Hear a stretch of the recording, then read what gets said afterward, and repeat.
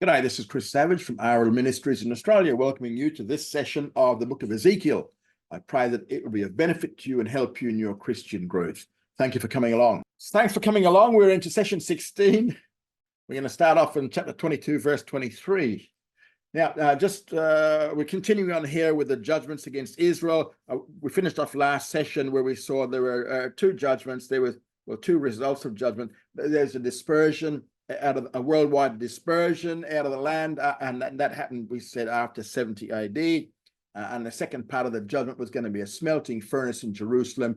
It was for the purpose of purging out the dross, which is, the purpose is not for destroying, but it was actually for refining, so that in this would be in the tribulation period. So we'll have all the ones left out of the tribulation period will be believers.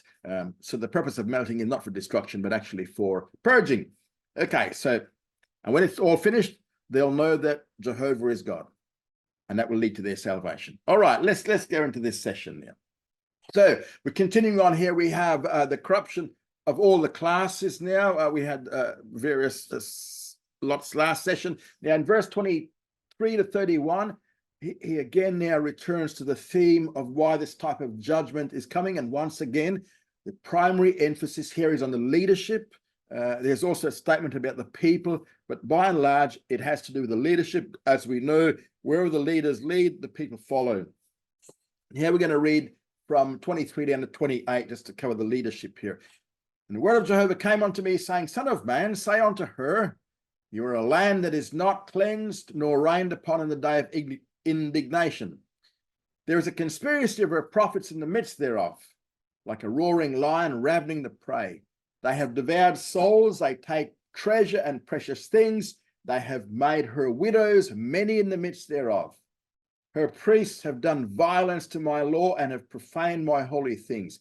They have made no distinction between the holy and the common.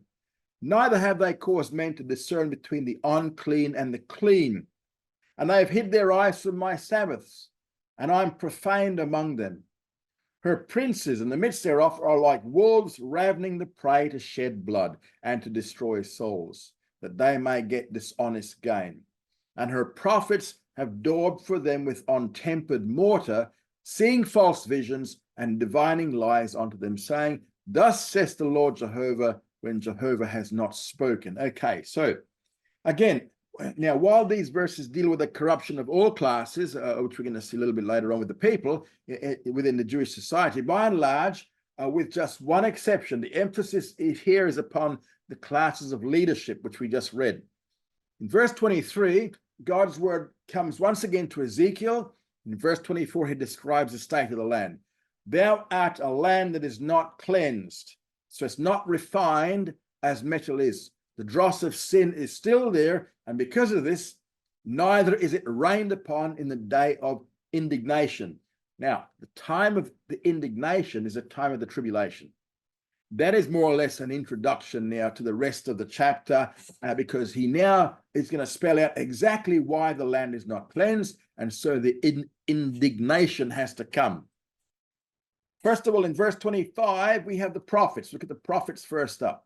These are the false prophets, okay, who are conspiring together to give false prophecies. Now, because of their false prophecies, they're like wolves and lions chasing down the prey. They have devoured souls. And this is because of their religiosity. They have misled the common people.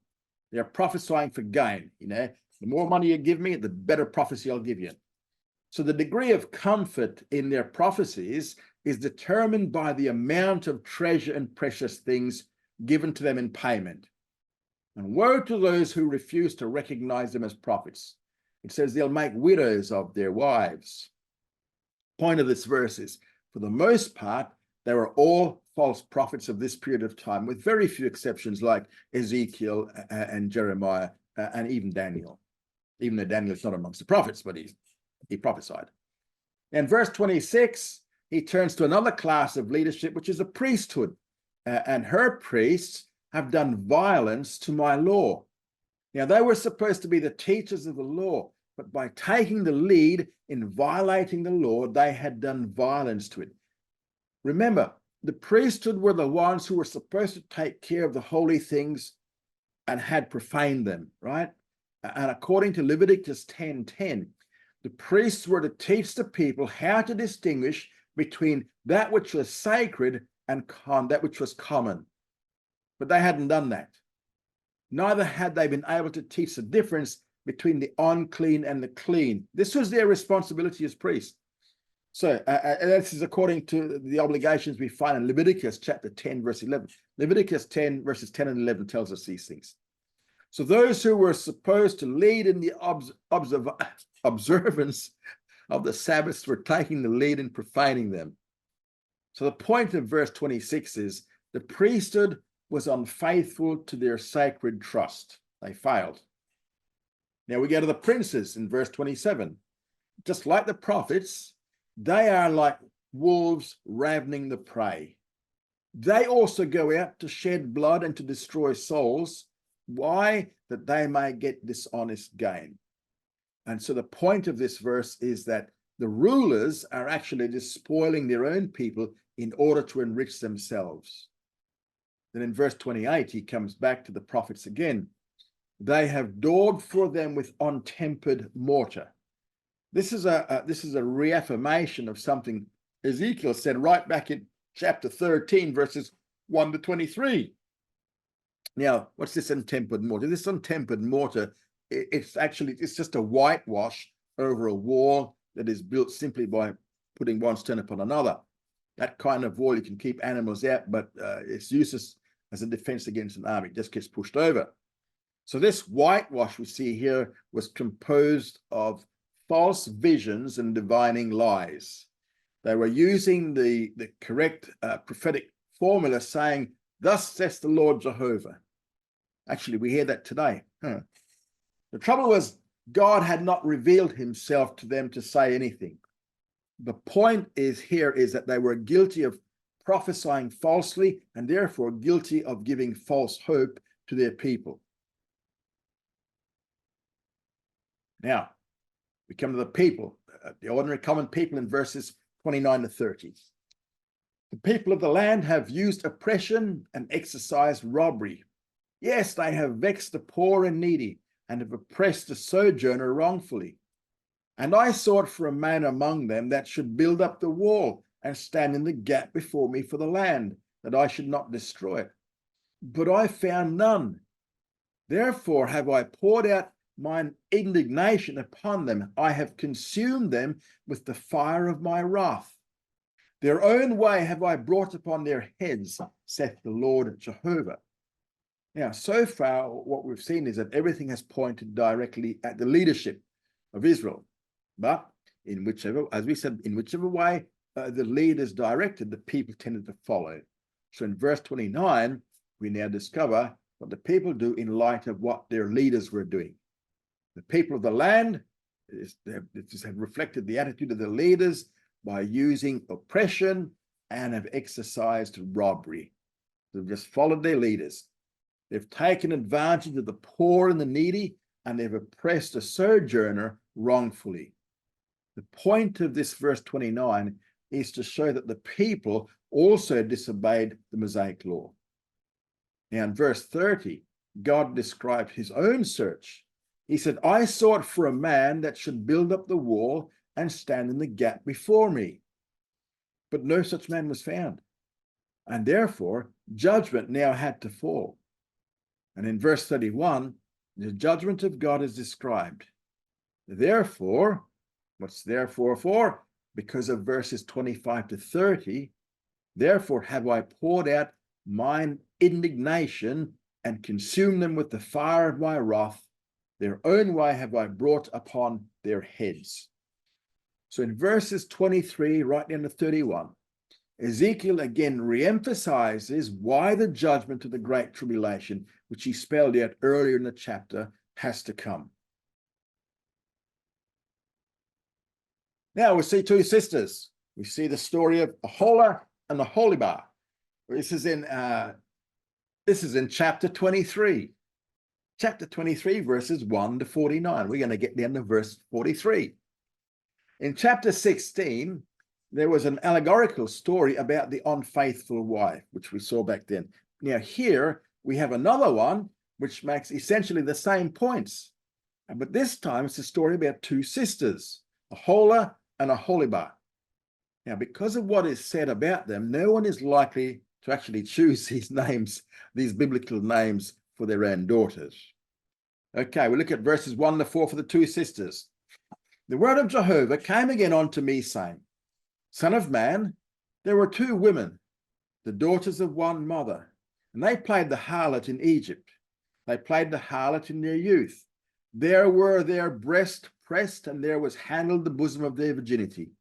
And the names of them were Aholah the elder, and Aholibah her sister.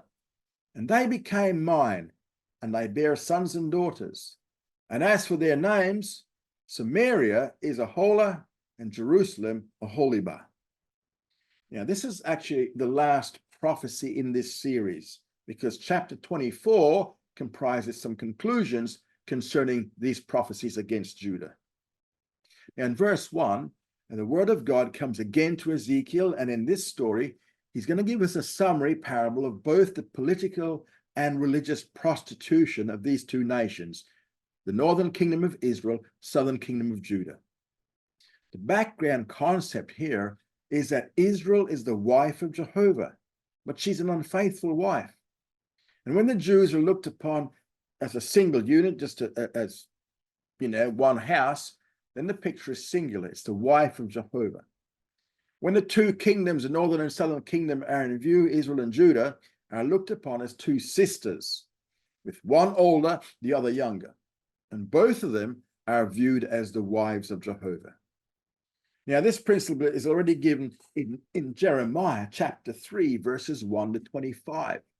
Jeremiah, another prophet contemporary with Ezekiel, also held the concept of these two sisters married to the same husband. Now, Ezekiel develops this a little bit further on. Verse 2 provides a theme for the whole chapter. He's talking about two women who are the daughters of one mother, right? Two women, daughters of one mother. Also, we're going to see here in verse 3, I've made it this little visual for you here. In verse 3, both of them are guilty of prostitution from the earliest days. The earliest days were the days in Egypt, and they had already played the part of a prostitute in Egypt, not only affirmed here, but also found in Joshua chapter 24, verse 14.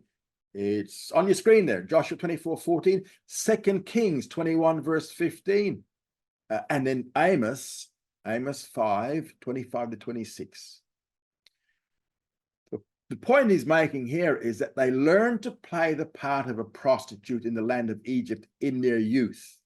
In other words, they were handled in their virginity. Now in verse 4, he clearly identifies who they are. And that is how we know that it is not an actual story, but it is an allegory describing two nations, not two literal women. He gives us their names. First one is Aholah, the elder.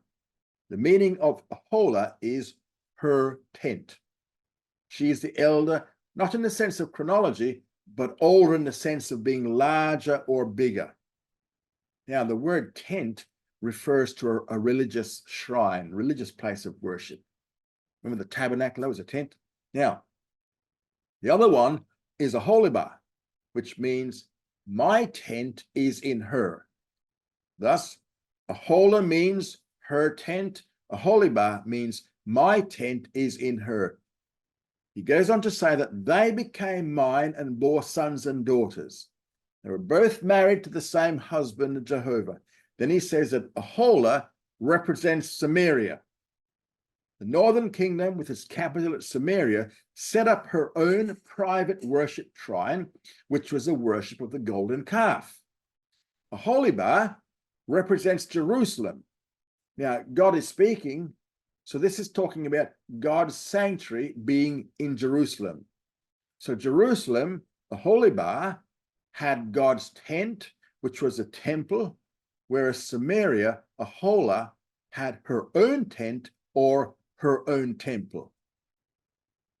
I think that little diagram there explains it. Okay. Now we're going to look at, first of all, the story of Samaria in verses 5 to 10. And Aholah played the harlot when she was mine, and she doted on her lovers, on the Assyrians, her neighbor, who were clothed with blue, governors and rulers, all of them desirable young men, horsemen riding upon horses. And she bestowed her whoredoms upon them, the choicest men of Assyria, all of them. And on whomsoever she doted, with all their idols she defiled herself. Neither hath she left her whoredom since the days of Egypt. For in her youth they lay with her, and they handled the bosom of her virginity, and they poured out their whoredom upon her. Wherefore I delivered her into the hand of her lovers, into the hand of the Assyrians, upon whom she doted. These uncovered her nakedness. They took her sons and her daughters, and her they slew with the sword, and she became a byword among women, for they executed judgments upon her. So here we have the first story is that of Aholah or Samaria. In verses 5 to 8, he describes her adultery. First part of verse 5, she played the role of a prostitute while she was married to Jehovah. And the second part of verse 5 to end of verse 7 tells us them whom she took primarily as her lovers, and these were the Assyrians. She doted on her lovers, on the Assyrians. Same accusation of guilt of Israel becoming a lover of the gods of Assyrians is given by Hosea. In fact, Hosea was a prophet in the closing days of the northern kingdom, and we find in Hosea chapter 5 verse 13 and chapter 7 verse 11, chapter 8 verse 9 and chapter 12 verse 1. Hosea emphasizes the same thing that Ezekiel does here, that she was a prostitute. Now, what impressed Israel to play the prostitute or to commit spiritual adultery with the Assyrians? What that was the wealth of the Assyrians we see in verse 6. They were a very wealthy empire with great rulers. Israel was so impressed by her wealth that she thought it must be the Assyrian gods who were responsible for it. Therefore, their thinking was that these gods must be superior to Israel's own God. So Israel's response in verse 7 was, she bestowed her whoredoms upon them, the Assyrians, and with all their idols she defiled herself. Verse 8 says that this was quite consistent with her previous past in Egypt. She had played the role of a prostitute with the Egyptians. Having been freed from them, she was unable to break her habits, and she went on to do the same thing with the Assyrians. So in verses 9 to 10, he spells out her judgment. The very same ones with whom she had committed adultery are those whom God uses to punish her.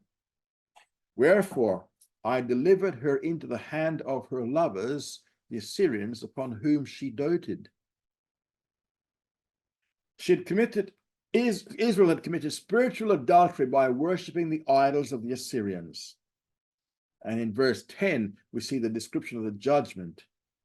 These uncovered her nakedness. Now, in the ancient times, women who were guilty of adultery were sent out stripped naked, and that was a typical punishment. They were sent out into the wilderness naked. The stripping of Israel meant that Israel will be stripped of its productivity and become a wilderness. Her sons and daughters were taken into captivity. It says, for the Assyrians, they executed judgments upon her. And the judgment described in it is a judgment upon an adulteress. She became a byword among women, among other nations, that is, Israel did. So she became as notorious by her punishment as she had done by her sins, so as to be quoted as a warning to others. It was the Assyrians who, under God, were permitted to bring the northern kingdom down in 722, 721 BC. That much was history in Ezekiel's day. Now he turns to Jerusalem in verses 11 to 21. Here we have the story. We're going to read down to verse 18. And her sister Aholibah saw this, yet she was more corrupt in her doting than she, and in her whoredoms, which were more than the whoredoms of her sister. She doted upon the Assyrians, governors and rulers, her neighbors, clothed most gorgeously, horsemen riding upon horses, all of them desirable young men.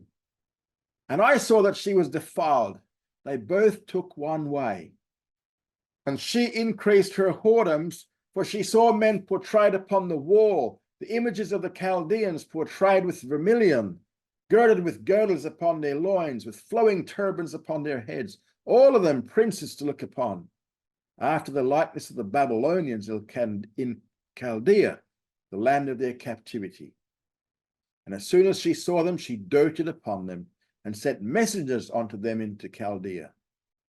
And the Babylonians came to her in the bed of love, and they defiled her with their whoredom, and she was polluted with them, and her soul was alienated from them. So she uncovered her whoredoms and uncovered her nakedness. Then my soul was alienated from her, like as my soul was alienated from her sister. Now, in turning to the story of Jerusalem, the basic point he makes here is that as Samaria went on, so Jerusalem goes. She followed on. Samaria was guilty of adultery in verse 5. Jerusalem is guilty of the same thing in verse 11. And although Jerusalem saw the results of Samaria's adultery, it did not seem to move her at all. Instead of merely equaling Samaria in her adultery, Jerusalem was even more corrupt in her adulterous behavior than Samaria was. Jerusalem also committed adultery with the Assyrians. She thought the favor of Assyria rather than relying on her God in verses 12 to 13. So again, this means she worshipped the gods of the Assyrians. Verse 12 describes her adultery. She doted on the Assyrians, and the case in point is recorded in 2 Kings chapter 16, verses 7 to 16. This is where King Ahaz, also courted the alliance of the king of Assyria, Tiglath-Pileser. Other kings also followed suit. Hezekiah and Manasseh did the same thing. The splendor which had fascinated Samaria also fascinated her. Here, clothed most gorgeously, takes the place of what we saw back in verse 6, clothed in blue. This is describing probably the same fact. She was besotted by them. The result of all this in verse 13 was that she was defiled. Jerusalem and Samaria both took the same way. Both sistered, followed the same path. But Jerusalem went even further. Not content with equaling her older sister's sins by worshipping the gods of the Assyrians, in verses 14 to 18, she began to commit adultery with the Babylonians. Ezekiel gives us quite a graphic picture of what attracted Jerusalem to the Babylonians. He pictures Jerusalem as a prostitute who walked into a pagan temple and saw the pictures of Babylonians painted on the walls in all their costly gear. For she saw men portrayed upon the wall, the image of the Chaldeans portrayed with vermilion, girded with girdles upon their loins, with flowing turbans upon their heads, all of them princes to look upon. And she fell in love with them. She loved the idea of that. And so she started following them. She was so impressed by these pictures that in verse 16, she was seduced by them. She doted upon them, that is, on the pictures. And eventually, she was so impressed by what these Babylonians looked like in the pictures that she sent messengers onto them into Chaldea. She invited the Babylonians to come to her because she was available. And in verse 17, they came to her, all right, and she committed adultery with the Babylonians. She was so polluted by this Babylonian adultery that eventually even she was alienated from them herself. After a while, she even got tired of them. Now, the result in verse 18 is this. Just as she was alienated from those with whom she had committed adultery, her own husband, Jehovah, was also alienated from her, just as he had earlier been alienated from her sister Samaria. Let's go on from verse 19. Yet she multiplied her whoredoms, remembering the days of her youth, wherein she had played the harlot in the land of Egypt. And she doted upon their paramours, whose flesh is as the flesh of asses, and whose issue is like the issue of horses. Thus thou callest to remembrance the lewdness of thy youth, in the handling of thy bosom by the Egyptians for the breasts of thy youth. In verses 19 to 21, she completes the circle she began back in verses 3 to 4.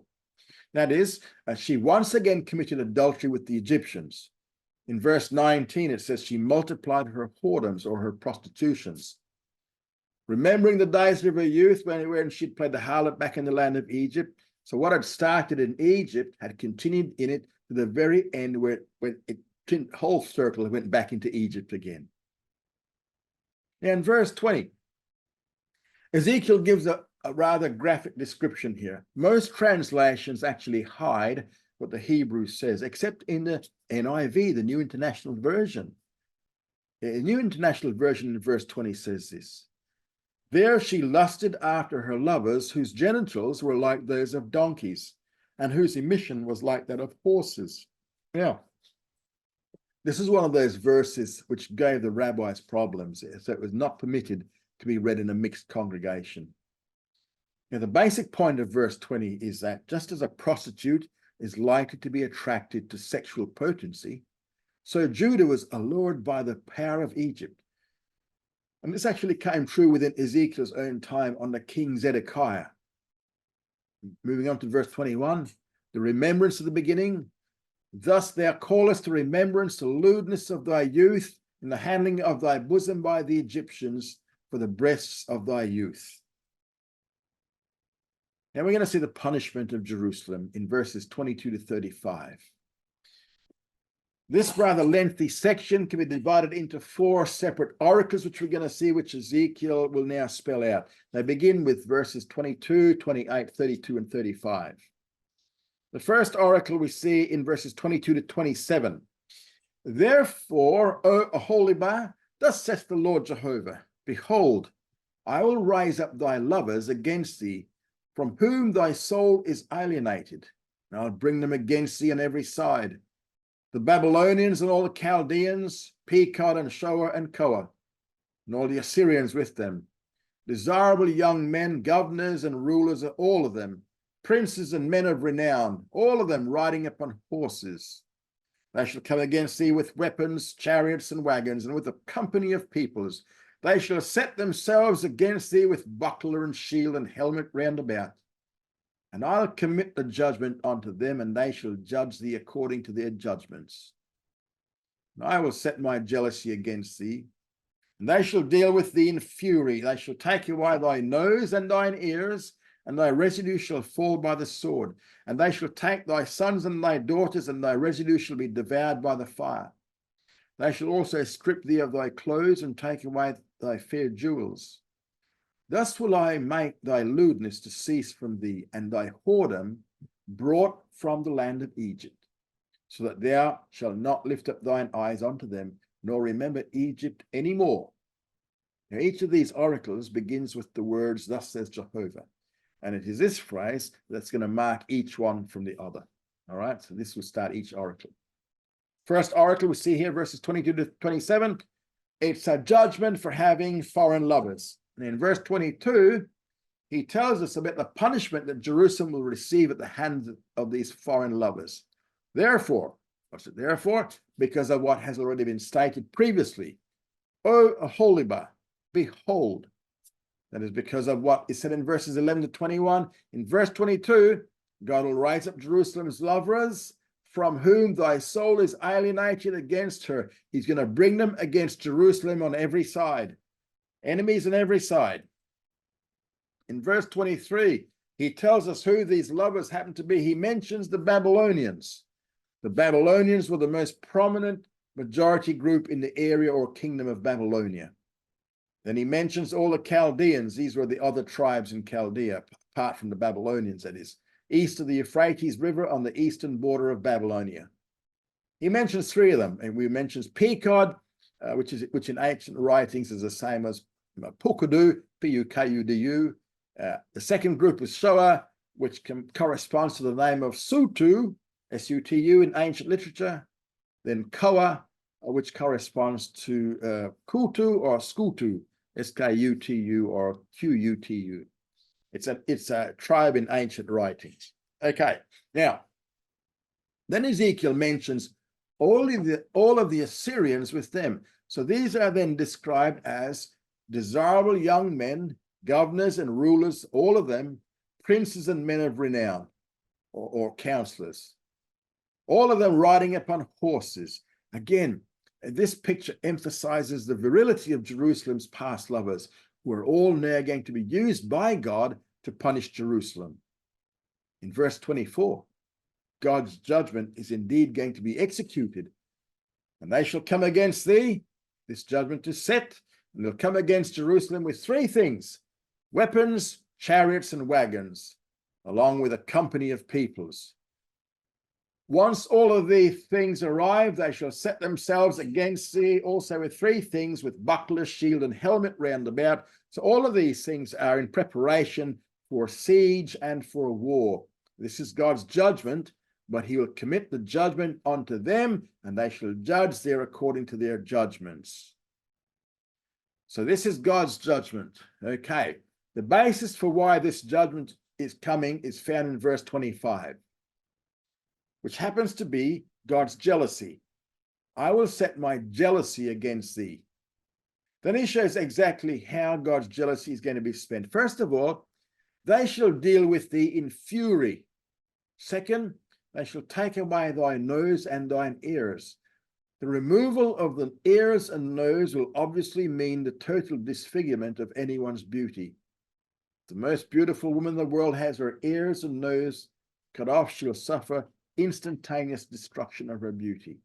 Third, thy residue shall fall by the sword, so there'll be death of every side. Fourth, they shall take thy sons and thy daughters, so the citizens of Jerusalem will there be taken into slavery and captivity.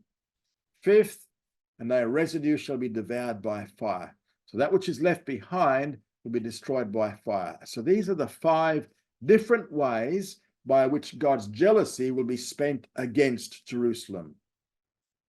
In verse 26, he then deals with the punishment of the adulteress herself. They shall strip thee of thy clothes and take away thy fair jewels. Again, the stripping naked of a woman in public was the punishment inflicted upon an adulteress in ancient days. And that is what God intends to do with Jerusalem. There'll be a further removal of even her external beauty, which is pictured in the removal of all her jewels. Now, finally, in verse 27 of this first oracle, we're told what the aim or goal of this punishment is. Then I will make thy lewdness to cease from thee. So this punishment is not simply an end in itself. Its purpose is to cause Jerusalem's lewdness to come to an end, to finish her adultery, which was thy whoredom brought from the lands of Egypt, so that thou shalt not lift up thine eyes unto them, nor remember Egypt any more. So once God's judgment and jealousy is spent, Israel will no longer remember the place where it all began. This brings us now to the second oracle, which we find in verses 28 to 31 of chapter 23. For thus saith the Lord Jehovah, behold, I will deliver thee into the hand of them whom thou hatest, into the hand of them from whom thy soul is alienated. And they shall deal with thee in hatred, and shall take away all thy labor, and shall leave thee naked and bare. And the nakedness of thy whoredoms shall be uncovered, both thy lewdness and thy whoredoms.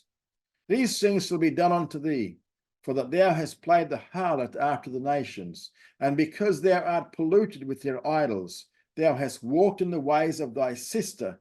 Therefore will I give her cup into thy hand. Now, this second oracle is 28 to 31, and this describes the punishment of an adulteress. This is a further development on what we have had in verse 26 in the first oracle, where Ezekiel wrote, they shall also strip thee of thy clothes and take away thy fair jewels. That's the description of the punishment inflicted upon adulteress. Same thing we see here in verse 29. In this passage, he intends to elaborate on that aspect. In verse 28, he says that Jerusalem will be delivered into the hands of them whom thou hatest, from whom thy soul is alienated. So the very ones she has learned to hate after having committed adultery with them, are the ones whom God intends to use for her punishment, into the hands of her lovers. That's where they're heading. And in verse 29, he deals once again with this aspect of the stripping of an adulteress. First of all, they shall deal with thee in hatred. Second, they shall take away all thy labor. Third, they shall leave thee naked and bare forth.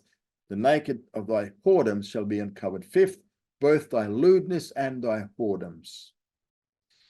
So this clearly pictures the common punishment applied to an adulteress in the ancient world. Then in verse 30, Ezekiel spells out the reason for this judgment. These things shall be done unto thee because of two things. First, for thou hast played the harlot after the nations. Jerusalem had prostituted herself to these other nations. And second, what had given rise to all this was thou art polluted with their idols. It was by means of idolatry that Israel had committed spiritual adultery. So in verse 31, Jerusalem is to receive the cup of wrath. Thou hast walked in the way of thy sister Samaria. Therefore will I give her cup into thy hand. Now, because Jerusalem was guilty of the same sin of idolatry and adultery as Samaria, therefore she's going to receive the same punishment. And this is the destruction and the stripping. Now remember, when a cup is used symbolically in Scripture, it is generally a figure for the wrath of God. That is what is happening here. Jerusalem is to experience the wrath of God. And you can see I've given you a couple of references there. Psalm 11, verse 6 and Psalm 75, 8, along with Jeremiah 25, 15 and 51, 7. Also find it in Revelation 17 and 18. Now, regarding the cup being a cup of wrath. Now we come to the third oracle in verses 32 to 34. Thus says the Lord Jehovah, thou shalt drink of thy sister's cup, which is deep and large. Thou shalt be laughed to scorn and had in derision. It containeth much. Thou shalt be filled with drunkenness and sorrow, with the cup of astonishment and desolation, with the cup of thy sister Samaria. Thou shalt even drink it and drain it out, and thou shalt gnaw the sherds thereof, and shalt tear thy breasts. For I have spoken it, saith the Lord Jehovah. So here we have the third oracle, 32 to 34. And once again, we can see it's introduced by the phrase, thus saith the Lord Jehovah. This is the second oracle. Now elaborated upon one point found in the first oracle, the stripping of the adulteress. So the third now elaborates upon the point made in the second oracle about the cup of wrath. In verse 31, Ezekiel had written, thou hast walked in the way of thy sister, therefore will I give her cup into thine hand. Now, in this third oracle, he expands upon what this cup of wrath will do and what it is. Verse 32, he talks about the drinking of this cup. Thou shalt drink of thy sister's cup, which is deep and large. Now, because it's deep and large, it containeth much. There's lots in it. That is, much of the wrath of God. It is filled to the brim. Now, as a result of Jerusalem drinking of this massive dose of the wrath of God, Israel will be she'll be laughed to scorn and had in derision. And this is, just as this is similar to, like what a man has had too much to drink and no longer in control of himself, he's laughed at and held in derision for his drunkenness. By the same token, what we're seeing here in verse 33, Jerusalem is also to be filled with drunkenness and sorrow because of the wrath of God, and be laughed at and scorned by the other nations. Now, in verse 33, we're moving on here, he goes on to describe the drunkenness itself. Jerusalem will not only be filled with drunkenness and sorrow, but with the cup of astonishment and desolation, the cup of thy sister Samaria.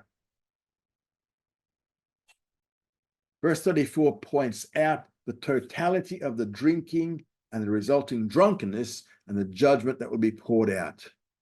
First of all, thou shalt even drink it. Okay, this is stated emphatically. You're going to drink it. You've got no choice. Second, thou shalt drain it out. So Jerusalem will drink the cup of God's wrath right down to its last bitter drop. Third, thou shalt gnaw the sherds thereof. The picture here is that Jerusalem will be drinking out of this cup so avidly that it finally begins to break into shards or sherds. Then she actually gnaws at these pottery shards to get the last possible drop out of the cup. She's going to have every drop. Fourth, thou shalt tear thy breasts. In the drinking of this cup of bitter wrath, she's going to start tearing at herself in a fit of madness. And this is all guaranteed to happen because God himself says, I have spoken it. This brings us now to the fourth oracle. Therefore, this is verse 35. Therefore, thus saith the Lord Jehovah, because thou hast forgotten me and cast me behind thy back, therefore bear thou also thy lewdness and thy whoredoms. So basically, the fourth oracle contained in this one verse here is a summary of the first three oracles dealing with the punishment of Jerusalem. It starts out with the word therefore, because of verses 22 to 34, which concern the first three oracles. The Lord says that their sin is, first of all, thou hast forgotten me. That's the first point of their sin. And second, and cast me behind thy back. Therefore comes a punishment. Bear thou also thy lewdness and thy whoredoms. This verse pretty much summarizes all that's been said earlier. Now we see the summary of the sins of the two sisters in verses 36 to 49. We're going to look at the indictment in verses 36 to 42. We're going to read down to verse 39 to start. Jehovah said moreover unto me, Son of man, wilt thou judge Aholah and Aholibah? Then declare unto them their abominations. For they have committed adultery, and blood is in their hands, and with their idols have they committed adultery. And they have also caused their sons, whom they bear unto me, to pass through the fire unto them to be devoured. Moreover, this they have done unto me. They have defiled my sanctuary in the same day, and have profaned my Sabbath. For when they had slain their children to their idols, then they came the same day into my sanctuary to profane it, and lo, thus have they done in the midst of my house. So now, in dealing with the sins of these two sisters, he first of all states the indictment in verses 36 to 42.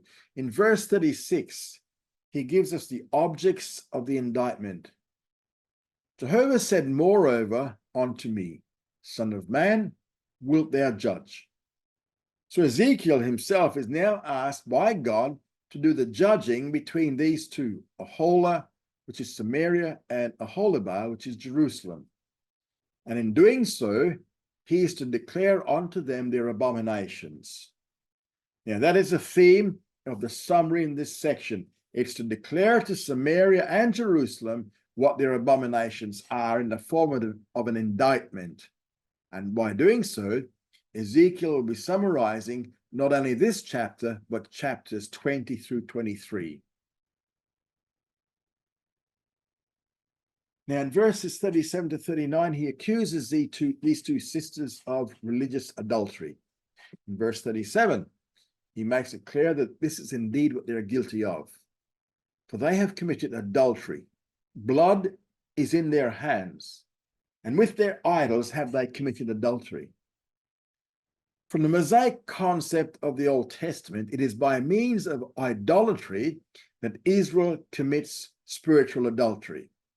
And this was spelled out by Moses in the law in Exodus 22, verse 20, and Deuteronomy chapter 4, verses 15 to 24, and Deuteronomy 12, verses 29 to 32. Then he goes on to say in verse 37, they have caused their sons, whom they bear unto me, to pass through the fire unto them to be devoured. They were guilty of offering human sacrifice to these foreign gods in violation of Leviticus chapter 18, verse 21, and Leviticus 20, verses 1 to 5. That is how blood came to be on their hands. So in conclusion, they were indeed guilty of three things: idolatry, murder and child sacrifice. Not only were they guilty in the worship of idolatry and the false religious system that went with it, in verses 38 to 39, they're also guilty of defilement of the temple. In verse 38, he spells out their crime. Moreover, this they have done unto me. The way this is put is to emphasize the enormity of their sin, how serious this sin really is. Moreover, in addition to that awful thing that they had done earlier in idolatry, which was murder and human sacrifice, they had done even worse. After doing all those things, they have now defiled my sanctuary in the same day. What they would do is they'd go down to the valley of Hinnom to worship their idols and sacrifice their children, and then go back up into the temple compound and worship other idols there also. And this was something we saw earlier on being done in Ezekiel chapter 8. That's what Ezekiel told us they were doing. They've also profaned my Sabbaths, he says. Now, the means by which the sanctuary of verse 38 was profaned and defiled is given in verse 39. For when they had slain their children to their idols, then they came to the same day into my sanctuary to profane it. They didn't even allow a night to pass. The very same day they sacrificed their children to the idols in the valley of Hinnom outside the walls of the city, they would then go inside the walls of Jerusalem and up into the temple compound and profane it. So they were indeed guilty of this religious adultery. Lo, they have done it in the midst of my house. God's house was, of course, the temple. Now, verses 40 to 42. And furthermore, you have sent for men that come from far, unto whom a messenger was sent. And lo, they came, for whom thou didst wash thyself, paint thine eyes, and deck thyself with ornaments, and sit upon a stately bed with a table prepared before it, whereupon thou didst set mine incense and mine oil. And the voice of a multitude being at ease was with her, and with men of the common sort were brought drunkards from the wilderness. And they put bracelets upon the hands of them twain, and beautiful crowns upon their heads. So, not only were they guilty of religious adultery in verses 40 to 42, they were guilty of political adultery as well. In the first part of verse 40, he describes their flirtation by saying, and furthermore. So in addition to what we've just done, Ezekiel is now announcing a new topic. Whereas he spoke before about religious adultery, now he's going to speak about political adultery. You have sent for men that come from far, unto whom a messenger was sent. Now, Jerusalem had actually sent messengers to get these foreign lovers into political alliances with her. And indeed, this ploy proved successful because it says, and lo, they came. The messengers were sent, and they responded by coming. As Jerusalem saw them coming, in the second part of verse 40 to 41, she began to beautify herself to ensure that these alliances would hold. For whom, that is, for these foreign participants, her lovers involved in her alliances, this is God speaking, thou didst wash thyself, paint thine eyes, and deck thyself with ornaments, and sit upon a stately bed. So in front of this stately bed was also a table prepared, upon which Jerusalem had set incense and oil, which was intended to be used in the temple observances, but in fact was used as payment to these other lovers. And God says, it was mine incense and it was mine oil. Check this out in Hosea 2 verse 8 as well. Is it there? Hosea 2, 8. Hosea 2 verse 8. Check it out there. It was intended to be used for divine and right worship, but now it was being given away. And the result in verse 42, defilement. The picture here is of Jerusalem being defiled by all her foreign intrigues and alliances. The voice of a multitude being at ease was with her.